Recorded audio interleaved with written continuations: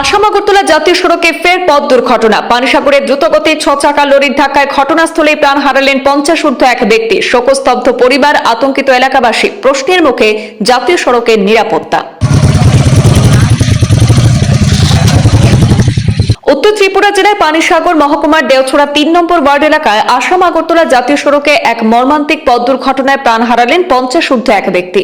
মৃতের নাম নয়ন রঞ্জন দেবনাথ। তিনি রামনগর গ্রাম পঞ্চায়েতের 3 নম্বর ওয়ার্ডের বাসিন্দা। স্থানীয় সূত্রে জানা গেছে, আগরতলা থেকে আসামের উদ্দেশ্যে যাত্রা করা TR01AN 1576 নম্বরের একটি মালবাহী 6 চাকার লরি দ্রুত গতিতে এসে জাতীয় সড়কের পাশে দাঁড়িয়ে থাকা নয়ন রঞ্জন দেবনাথকে সজোরে ধাক্কা দেয় এবং ঘটনাস্থলেই তার মৃত্যু হয়।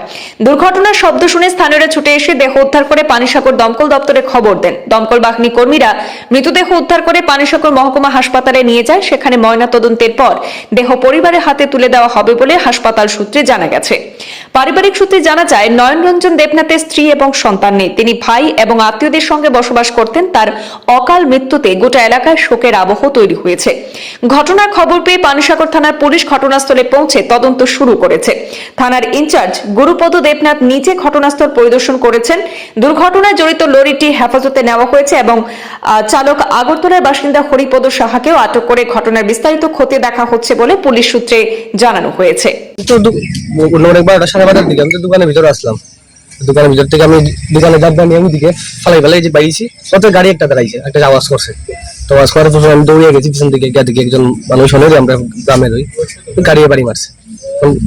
তারপর ওটাই কেউ তো আসলো না, তখন আমি সবাই দিন লাগছি, ড্রাইভার নামছে, আমরা দুজনে নিয়ে রাস্তা সাইডে লাগাইছি। তারপরে ফায়ার সার্ভিস খবর দিয়েছি, তো এদিকে পুলিশের গাড়িও যার তারা করাইছি, তো মানুষজন চলছে, ফায়ার সার্ভিস আইয়া লয়ে গেছে।